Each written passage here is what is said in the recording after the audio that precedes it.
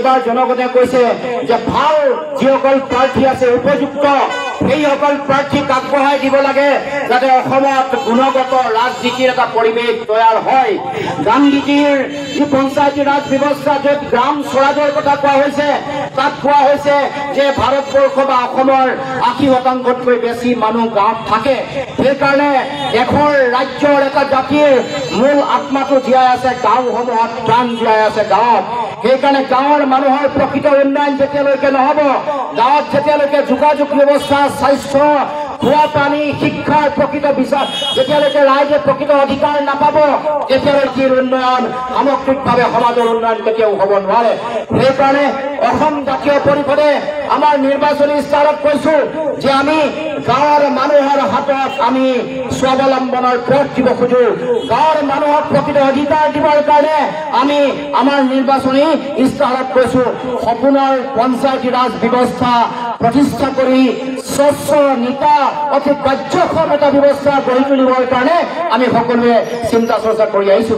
গতিকে আমাৰ লক্ষ্য আমাৰ অসমৰ প্ৰতিটো জাতি জনগোষ্ঠী ভাষা বাকী ধৰ্মাৱলম্বী লোকৰ মাজত সমন্বয় আমি আমাৰ যিটো স্বাভিমানী জাতীয় চেতনা এইটো পুনৰুত্থান কৰিবৰ কাৰণে পুনৰুজ্জ্বল কৰিবৰ কাৰণে আমি সকলোৱে আমাৰ দলৰ ফালৰ পৰা দলৰ প্ৰতিগৰাকী সৈনিকে কৰ্মকৰ্তাই কাম কাজ কৰি আহিছে। আৰু মই জানো যে বোধ সম্পন্ন যিসকল ব্যক্তি আছে প্ৰত্যেকৰে অন্তৰত হৃদয়ত অসম প্ৰেম আৰু অসমৰ মানুহৰ প্ৰতি ভাল পোৱা আমাৰ অধিকাৰৰ প্ৰতি তেওঁলোকৰ সকলোৱে দায়বদ্ধতা প্ৰত্যেকৰে আছে।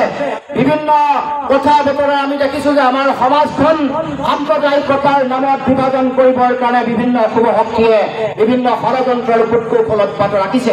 আমাৰ গুৰুদেৱ হৰিদেৱ দামোদৰদেৱ অনিৰুদ্ধদেৱ এইসকলে প্ৰতিষ্ঠা কৰি থৈ যোৱা এইখন সমাজৰ ঐক্যতা, এইখন সমাজৰ যি সাম্প্ৰদায়িকতাহীন যি পৰিৱেশ এইবোৰক ভাঙিবৰ কাৰণে কিছু শক্তিয়ে প্ৰতিনিয়ত প্ৰতি মুহূৰ্তত তেওঁলোকে অহৰ্নিশে আক্ৰমণ চলাই আহিছে, ষড়যন্ত্ৰ কূটকৌশল চলাই। এইখন সমাজ ধৰি ৰাখিব লাগিব।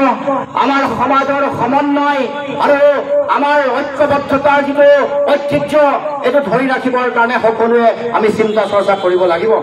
আমাৰ যাতে মোৰ অধিকাৰ সদায় সুৰক্ষিত হৈ থাকে, আইৰ মৰমৰ যিটো মাত এই মাতৃভাষা যাতে সদায় আমি জীয়াই ৰাখিব পাৰো, অসমৰ খিলঞ্জীয়া প্ৰতিটো জাতি জনগোষ্ঠীৰ তেওঁলোকৰ মাতৃভাষাও যাতে জীয়াই ৰাখিব পাৰো, সেইটোৱে হ'ল আমাৰ দলৰ মূল চিন্তা আৰু আদৰ্শৰ তেজ সংকল্প। সেই লক্ষ্যৰ উদ্দেশ্য লৈ আমি কাম কাজ কৰি আহিছো। গতিকে ৰাইজ আপোনালোকে সকলোৱে নিজে দেখিছে যে কেনেকৈ সাধাৰণ জনগণে জীৱন জীৱিকা আগবঢ়াই লৈ যাব লগা হৈছে।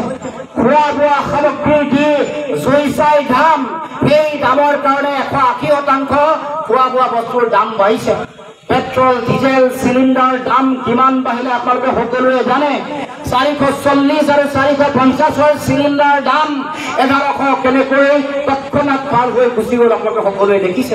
10 পইচা চৰকাৰে কমাই ডাঙৰকে তেওঁলোকে পেপাৰত এডভাৰটাইজমেণ্ট দিয়ে। যেতিয়া 50 পইচা বাঢ়ে না নৱজিৎ কলিতাই জানে, না নগেন দাই জানে, না লুৰিণ গগৈ গম পায়, না সাধাৰণ জনগণে গম পায়।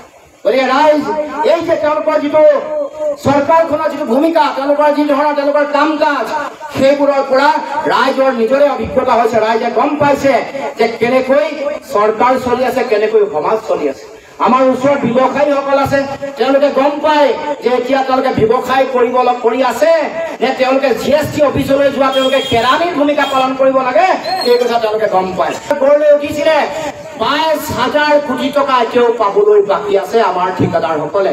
তাৰমানে কেইজনমান ঠিকাদাৰে টকা পোৱাক বাদ দি আমাৰ যিসকল নতুন ঠিকাদাৰ উঠি আহিছিল, যোনে 1 কোটি 2 কোটি 5 কোটি 10 কোটি 50 কোটিৰ কাম কৰিব পাৰিছিল, সেইসকলক বিজেপি চৰকাৰে মাৰি পেলাব, অসমীয়া ঠিকাদাৰসকলক মাৰি পেলাব। গতিকে ৰাইজ এইবোৰ কথা নিজে উপলব্ধি কৰাৰ বিষয়ে মই বহুবাৰ কৈ আহিছো। ৰাইজেও এই কথা বহুবাৰ দেখি আহিছে। কাটলৰ বোজা কেনেকৈ বাঢ়িছে, কেনেকৈ মিউনিচিপালিটি টেক্স বাঢ়িলে, কেনেকৈ চলিড ৱেষ্ট মেনেজমেণ্টৰ টেক্স বাঢ়িলে, কেনেকৈ বিদ্যুতৰ মাচুল বাঢ়িছে, আপোনালোকে সকলোৱে দেখিছে, শুনিছে, বুজিছে। এতিয়া হৃদয়ঙ্গম কৰাৰ সময় আৰু এইটো কথা উপলব্ধি কৰি যাতে জাহাজৰ চিনত নৱজিৎ কলিতাক সকলোৱে ভোটদান কৰি জিলা পৰিষদৰ প্ৰাৰ্থী হিচাপে যাতে প্ৰতিনিধি হিচাপে যাতে প্ৰেৰণ কৰে, তাৰ কাৰণে সকলোকে আহ্বান জনাইছো। খাইছে ৰাইজে ৰাম ঠগন আৰু নাখাব ৰাইজ। ৰাম ঠগন খালে এবাৰ 21ৰ নিৰ্বাচনত মাইক্ৰ' ফাইনেন্সৰ ঋণ ৰেহাই দিম বুলি কৈছিল। সকলোকে দিব আৰু সম্পূৰ্ণ দিব। সম্পূৰ্ণও নিদিলে, সকলোকেও নিদিলে। সম্পূৰ্ণটো কাকোৱে নিদিলে আৰু সকলোকে দিম বুলি কোৱা কথাটো অসাৰ হ'ল। মানে এপাচি শাকত এটা জলকীয়া, তাকো সম্পূৰ্ণ নিদিলে। এইটো 21ত যদি এইটো মিছা কথা বা ৰাম ঠগন নিদিলে হ'লে বিজেপিৰ চৰকাৰ নহয়। 21ৰ গোটেই নিৰ্বাচনটোৰ গোটেই খেলটো ব্ৰহ্মাস্ত্ৰ হ'ল মাইক্ৰ' ফাইনেন্সৰ ঋণ ৰেহাই। সেইটোৱে ৰাইজক ৰাম ঠগন দিছে। তাৰ পাছত আপোনালোকে দেখিছে যে আমাৰ আই গছপুলি ৰোৱাৰ পইচা দিলে নেকি? গছপুলি ৰোৱাৰ পইচা দিলে নেকি ৰাইজ? আৰু কলহ যাত্ৰা কৰিছিলে নেকি ইয়াত কোনোবাই? কলহ যাত্ৰা কৰা কথা সুধিলে অকমান লাজ পায়। নাই দিয়া নহয়, কৈছে সাহসেৰে কৈছে কলহ যাত্ৰা কৰাৰ পইচাও দিয়া নাই। লাখপতি বাইদেউ বনাম কৈছিলে, বনালে নেকি? 10,000 সোমাব কৈছিলে, সোমাইছে নেকি?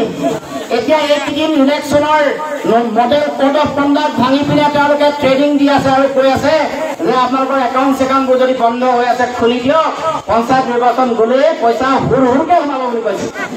আৰু ফোন কৰি কৈছে যে ওলাই নাহিব, লৰিণৰ লগ নিদিব, লগ দিলে অৰুণোদয় কাটিব।